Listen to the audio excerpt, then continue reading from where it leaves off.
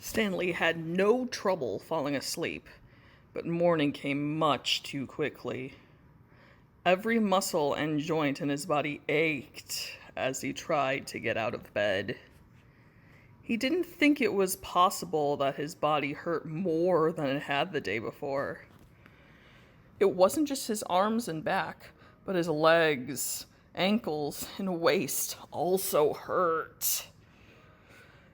The only thing that got him out of bed was knowing that every second he wasted meant he was 1 second closer to the rising of the sun. He hated the sun. He could hardly lift his spoon during breakfast. And then he was out on the lake, his spoon replaced by a shovel. He found a crack in the ground and began his second hole. He stepped on the shovel blade and pushed on the very back of the shaft with the base of his thumb. This hurt less than trying to hold the shaft with his blistered fingers. As he dug, he was careful to dump the dirt far away from the hole. He needed to save the area around the hole for where his hole was much deeper. He didn't know if he'd ever get that far. Xray was right. The second hole was the hardest. It would take a miracle. As long as the sun wasn't out yet, he removed his cap and used it to help protect his hands. Once the sun rose, he would have to put it back on his head. His neck and forehead had been badly burned the day before. He took it one shovelful at a time and tried not to think of the awesome task that lay ahead of him. After an hour or so, his sore muscles seemed to loosen up a little bit. He grunted as he tried to stick his shovel into the dirt.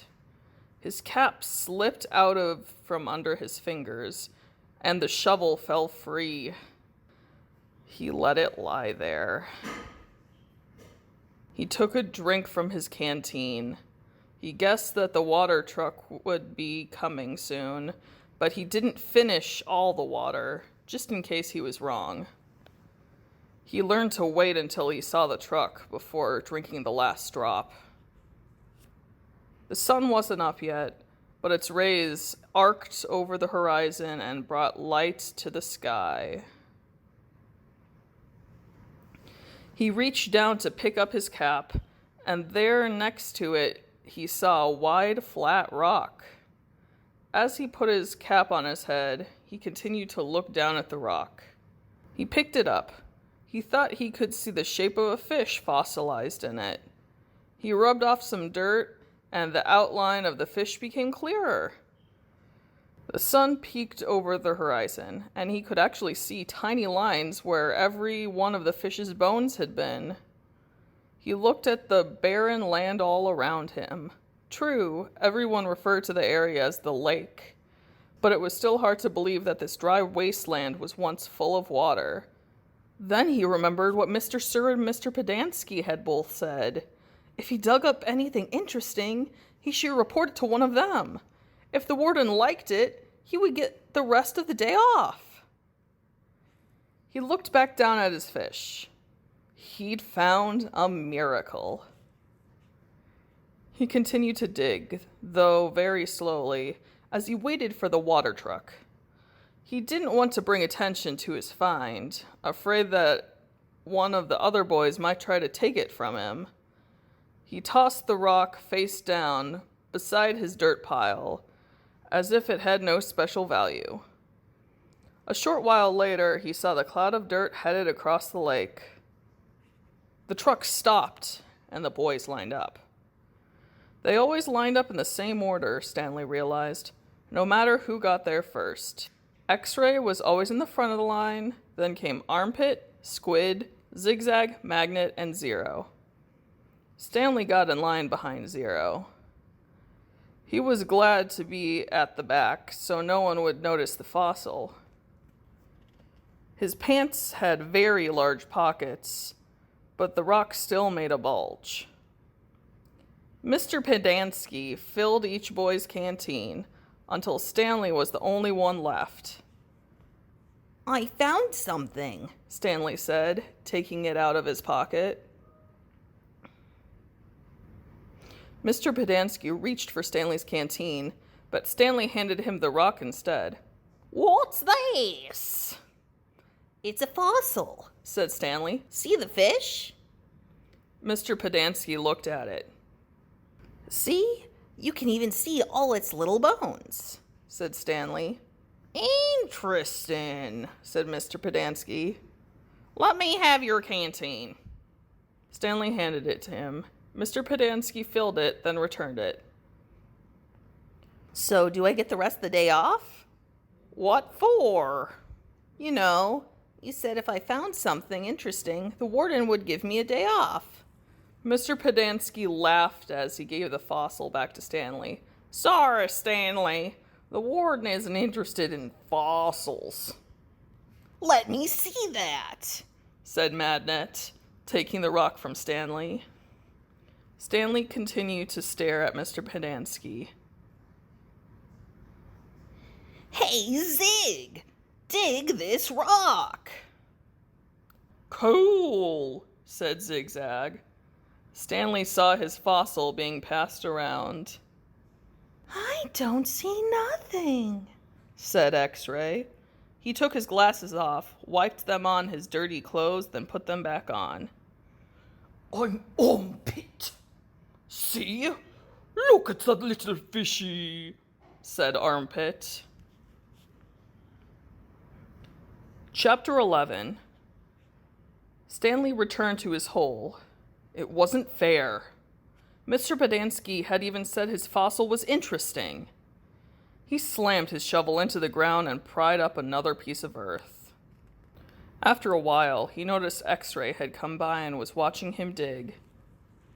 Hey, Caveman, let me talk to you for a second, Xray said.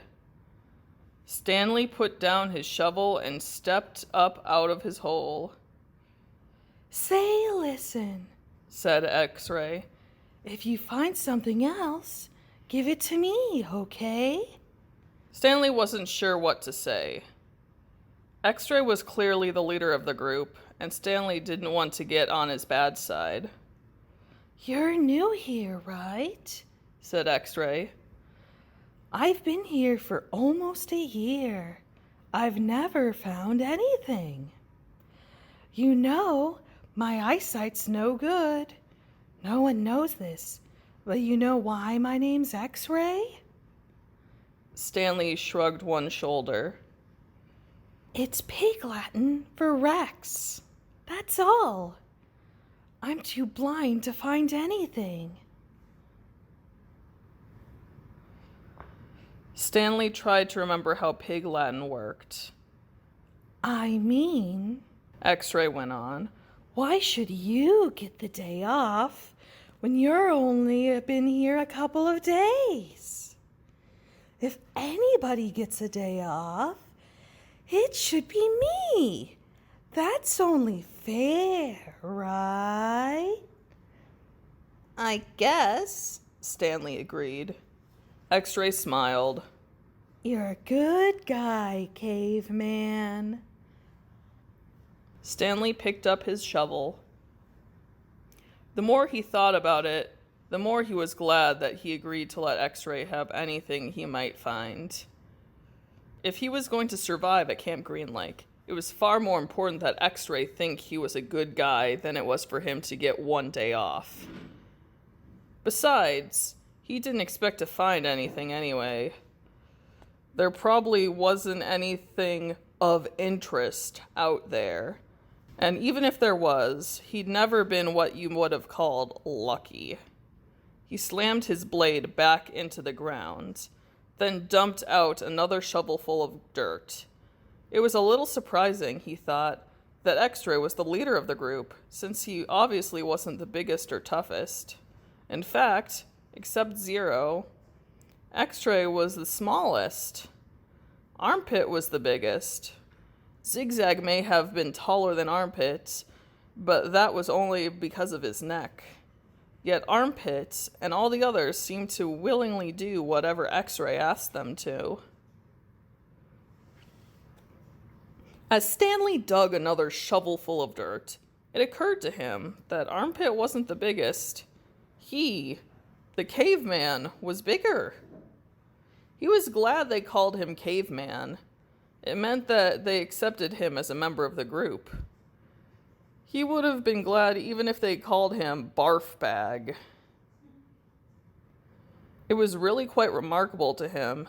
At school, bullies like Derek Doone used to pick on him. Yet Derek Doone would be scared senseless of any of these boys here. As he dug his hole, Stanley thought about what it would be like if Derek Doone had to fight Armpit or Squid. Derek wouldn't stand a chance. He imagined what it would have been like if he became good friends with them, and then for some reason they all went with him to school, and then Derek Doone tried to steal his notebook. Just what do you think you're doing?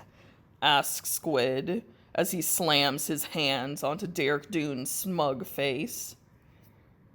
Caveman's our friend, says Armpit, grabbing him by the shin collar.